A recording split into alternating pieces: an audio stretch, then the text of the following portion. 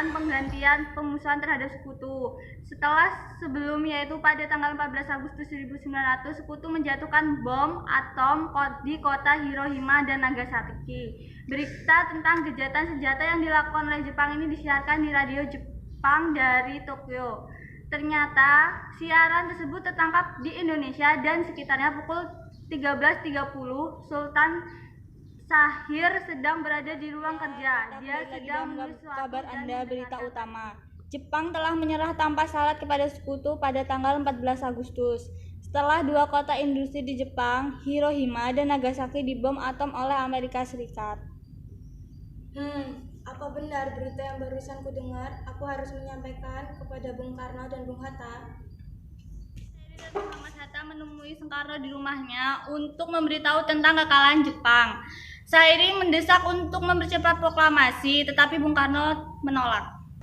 Assalamualaikum. Waalaikumsalam. Yuk, silakan masuk.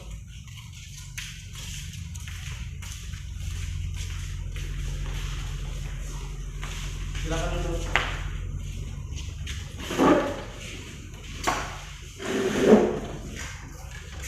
Mengapa kalian datang kemari? Ada masalah apa? Ada berita penting yang akan disampaikan dengan Syahrir. Ada berita penting apakah, Syahrir? Saya dengar Jepang telah menyerah pada sekutu. Bagaimana jika kesempatan ini kita gunakan untuk memproklamasikan kemerdekaan agar Indonesia memiliki kepemimpinan baru?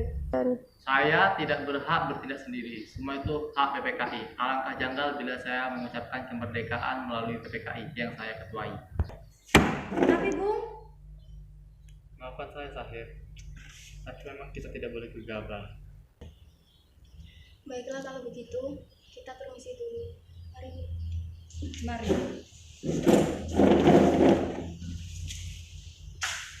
Agustus 1945 pukul 22.00 berkumpullah golongan muda di rumah Bung Karno yang dipimpin oleh Wikana, Suikarni, Darwis, dan Khairul Saleh. Dengan tergesa-gesa mereka mendesak Bung Karno untuk segera memproklamasikan kemerdekaan Indonesia. Assalamualaikum. Waalaikumsalam. Ada apa ini? Ayo Bung, malam ini juga kibarkan revolusi.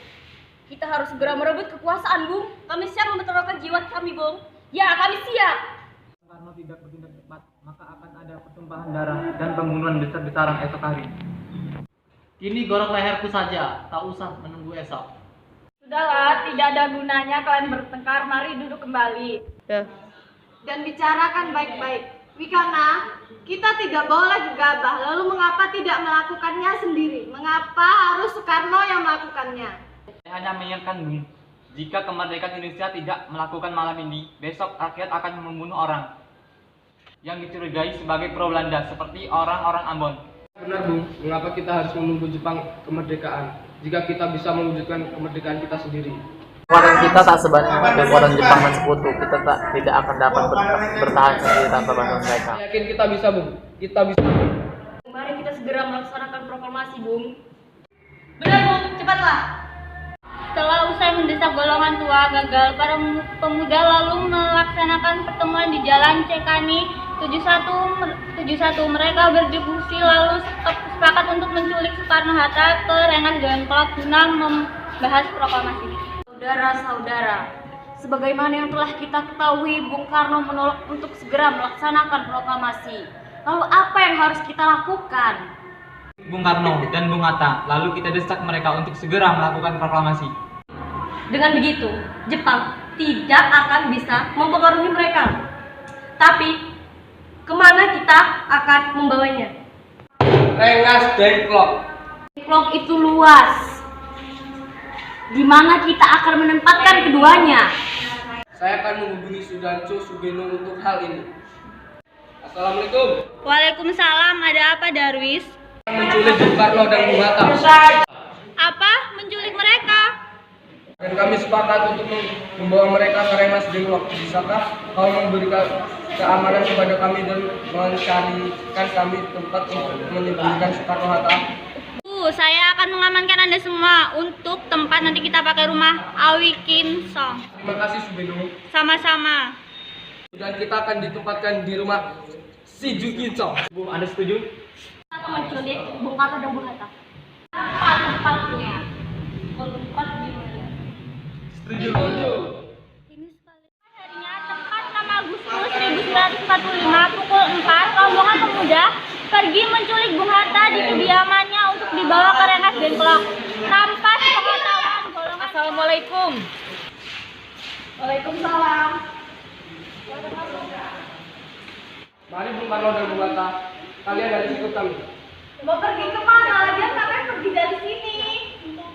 Menjadi keputusan para pemuda. Apa yang Anda bicarakan?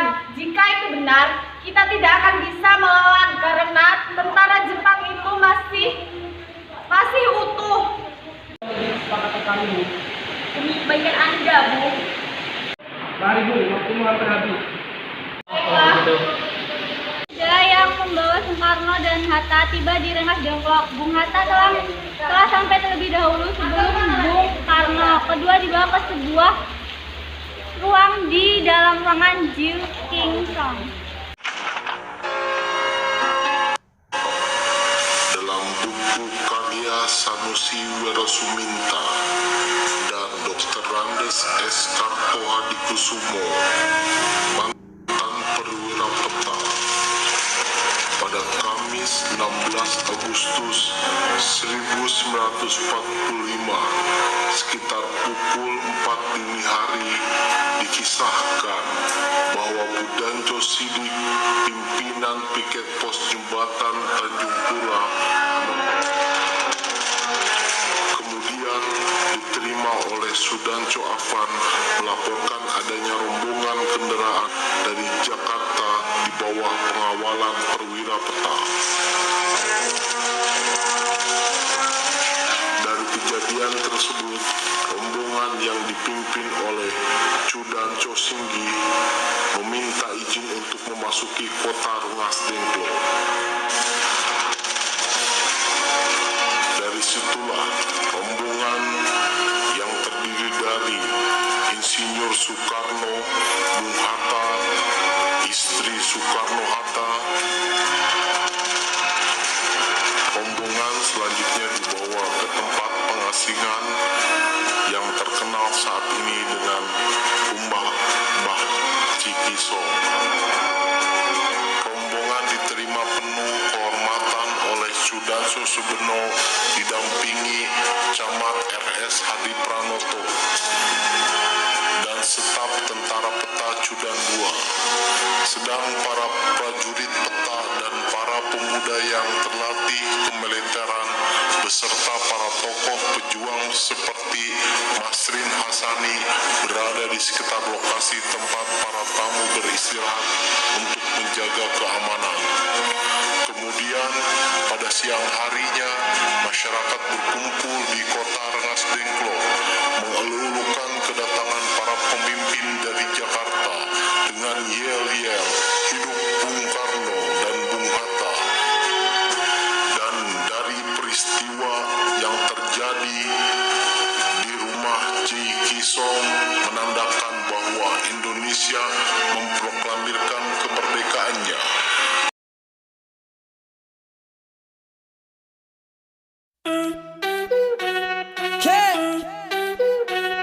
Angel of a dime, baby, and a P.O.P. I pull up straight to the club and they all show me love.